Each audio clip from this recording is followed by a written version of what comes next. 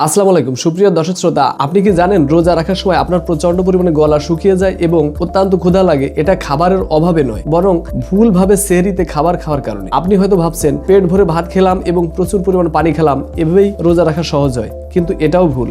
আজ আমি আপনাদের এই ভিডিওর মাধ্যমে দেখাবো এমন একটি মেথড যা বিশ্বখ্যাত রোজা বিশেষজ্ঞ অর্থাৎ ফাস্টিং এক্সপার্ট ডাক্তার জেসং ফাং এবং নিউরো সায়েন্টিস্ট ডাক্তার অ্যান্ড্রু হিউবারম্যান ব্যবহার করে থাকেন। সুপ্রিয় দর্শক শ্রোতা, আপনি যদি এই মেথডটি ফলো করে থাকেন তাহলে দেখবেন যে রোজা রেখেও আপনি কিভাবে 14-15 ঘন্টা একটানা না খেয়ে থেকেও ক্লান্তিহীনভাবে রোজাকে সঠিকভাবে পালন করতে পারতেছেন এবং কোনো দুর্বলতা ছাড়া এবং কোনো ক্লান্তি ছাড়াই আপনাকে স্বস্তির সাথে রোজা রাখার সক্ষমতা প্রদান করবে। সুপ্রিয় দর্শক শ্রোতা, এছাড়াও এই মেথড ফলো করলে আপনি 14 থেকে 15 ঘন্টা না খেয়ে থাকার পরেও অর্থাৎ রোজা রেখেও আপনার ব্রেন আপনাকে বলবে এই মাত্রই তো খেলাম, অর্থাৎ আপনি কোনোভাবেই ক্লান্তিহীন দুর্বলতা ছাড়াই আপনি রোজা রাখতে পারবেন এবং কোনো ক্লান্তি ছাড়া এবং দুর্বলতা ছাড়াই আপনি কিভাবে সঠিক নিয়মে রোজার জন্য খাবার খেলে এবং কিভাবে আপনার ডায়েট চার্টকে ফলো করলে আপনি সারাদিন ক্লান্তি এবং দুর্বলতা ছাড়াই রোজা রাখতে পারবেন এবং কিভাবে আপনার পিপাসা অত্যন্ত কম লাগবে এবং কিভাবে আপনার শরীরের ভিতরে আপনি প্রত্যেকটা কোষে পানিকে জমিয়ে রাখতে পারবেন, অর্থাৎ পানি স্বল্পতা আপনাকে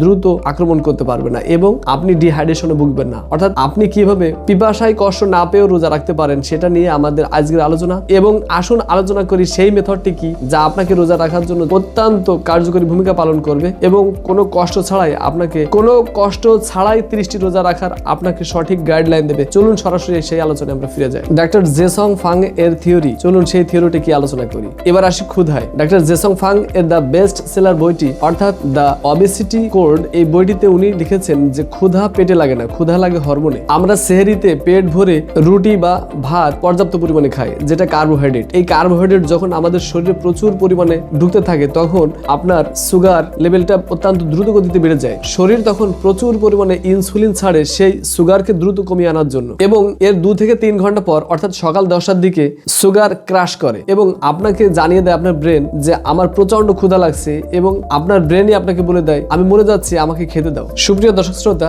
সেহরিতে কার্বোহাইড্রেট একেবারেই কমিয়ে দিন। আপনি একবারে অনেক খাবার না খেয়ে বারবার অল্প পরিমাণে খেতে থাকুন এবং কিছু সময় এটাকে হজম হওয়ার জন্য পর্যাপ্ত সময় দিন। এভাবে যদি আপনি খেতে থাকেন এবং দীর্ঘ সময় যদি হজম হতে সময় দেন, আপনার শরীর বেশি পরিমাণে আপনাকে শক্তিশালী করে তুলবে এবং আপনাকে দীর্ঘ সময় আপনার এনার্জেটিক লেভেলকে ধরে রাখবে। এবং তাছাড়া আপনার সেহরির খাদ্য তালিকায় অবশ্যই গুড ফ্যাট এবং অবশ্যই ভালো মানের প্রোটিন রাখুন, যেটা আপনাকে দীর্ঘক্ষণ শক্তি ধরে রাখতে সাহায্য করবে। খাবার মেনুতে আপনি রাখতে পারেন 2 থেকে 3টি ডিম কুসুম সহ এবং অবশ্যই খাঁটি ঘি এবং অথবা মাখন 1 চামচ। এছাড়াও আপনি সাথে রাখবেন 1 মুঠো বাদাম। এই খাবারগুলো খাওয়ার লজিক কি, অর্থাৎ এই খাবারগুলো ওই প্রোটিন খাবারের সাথে অবশ্যই কেন আপনি রাখতেছেন, এটা লজিকটা কি, এই খাবারগুলো খাওয়ার যৌক্তিকতা কি, চলুন আলোচনা করি। ফ্যাট সরাসরি ইনসুলিনকে স্পাইক করে না। সুপ্রিয় দর্শক শ্রোতা, ফ্যাট হজম হতে 6 থেকে 8 ঘন্টা সময় নেয় এবং এর মাঝে ডাক্তার ফাং বলেন শরীর তখন সুগারের বদলে বরং আপনার ফ্যাট বা কিটোন দিয়ে চলা শুরু করে এবং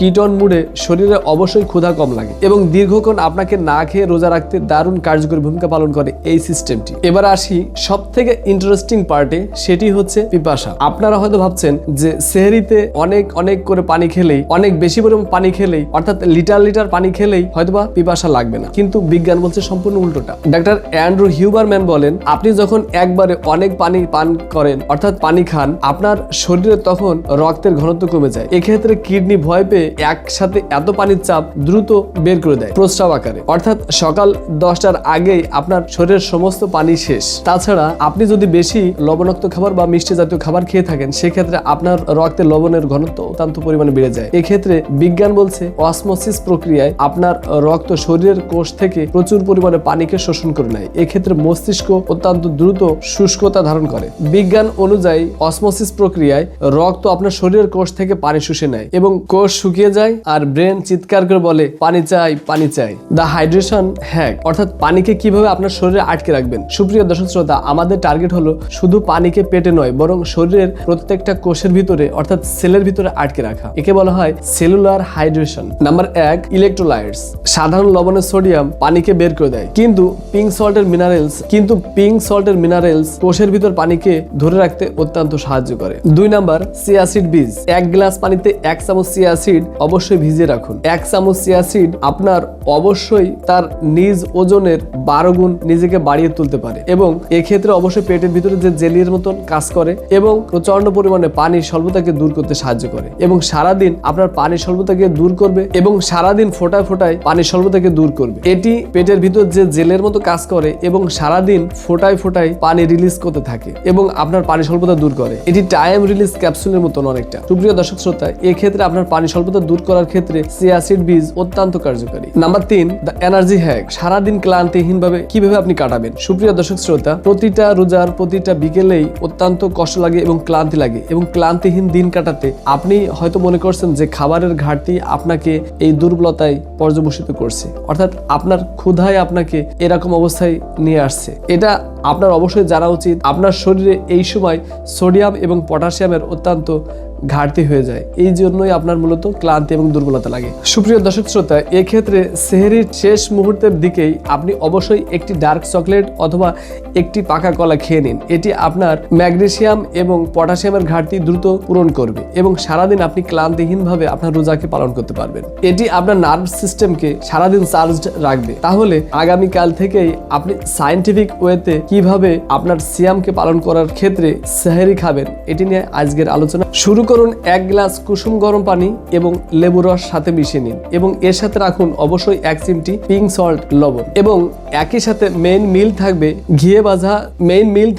ঘিয়ে ভাজা ডিম এবং সাথে থাকবে পর্যাপ্ত সবজি এবং এর সাথে আপনি রাখতে পারেন অ্যাভোকাডো এবং 1 মুঠো বাদাম এবং এই খাবারের শেষেই রাখতে পারেন আপনি শেষাংশে, সেটি হচ্ছে শেষের যে খাবারটি খাবেন সেটা হচ্ছে 1 গ্লাস চিয়া সিড ওয়াটার অর্থাৎ পানি এবং সাথে রাখবেন অবশ্যই একটু দই। সুপ্রিয় দর্শক শ্রোতা, এই নিয়ম মেনে যদি আপনি রোজা রাখতে পারেন, অর্থাৎ এই বিজ্ঞান ভিত্তিক উপায় যদি আপনি রোজা রাখেন, তাহলে দেখবেন যে অবশ্যই আপনার ক্লান্তি, দুর্বলতা এবং পানি শূন্যতাকে রোধ করে আপনাকে একটি দীর্ঘ সময় না খেয়ে থেকে রোজা রাখতে সাহায্য করবে এবং অবশ্যই আপনাকে দেবে যথেষ্ট পরিমাণে আত্মবিশ্বাস এবং শক্তি বাড়িয়ে তুলবে। সুপ্রিয় দর্শক শ্রোতা, এই ভিডিওটি যদি আপনি ভালো মনে করেন এবং মনে করেন স্বাস্থ্যসম্মত, তাহলে অবশ্যই আপনি আপনার নিকটস্থ বন্ধুদের মাঝে ছড়িয়ে দিন এবং বিশ্বাস না হলে আজই আপনি এই নিয়মটি ফলো করে দেখতে পারেন এবং যদি কোনো এই রমজান সম্পর্কিত কোনো প্রশ্নে আপনি আটকে যান তাহলে অবশ্যই আমাদেরকে জানাবেন আমাদের কমেন্ট বক্সে এবং পরবর্তী ভিডিওতে অবশ্যই দেখা হবে আপনার সাথে। সে পর্যন্ত ভালো থাকুন। আসসালামু আলাইকুম ওয়া রাহমাতুল্লাহ।